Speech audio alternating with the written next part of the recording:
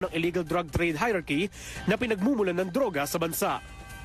Gayun din ang tinatawag na watch list para sa kanilang Operation Double Barrel hang. Nagpatuloy ang pagiging madugo ng mga unang taon ni Duterte bilang Pangulo, dulot ng mga law enforcement agencies, malavigilanting pagpaslang at iba pa.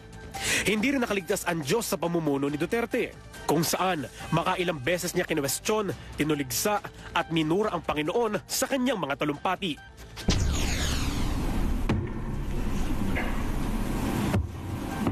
Who is with God?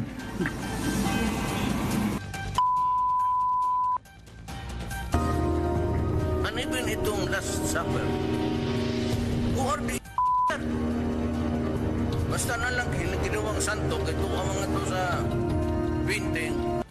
Hinamon rin niya ang simbahang Katolika. I challenge you now. I challenge the Catholic Church. You are full of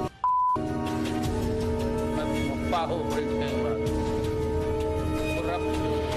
Hindi rin niya pinalampas ang mga taong simbahan.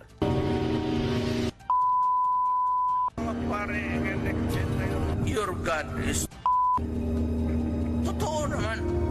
Sa loob ng kanyang termino, sa gitna ng pagtuligsa sa Diyos at kaliwat ka ng mga pagpatay, napansin ng iba't ibang bansa ang kanyang naging pamamalakad sa Pilipinas.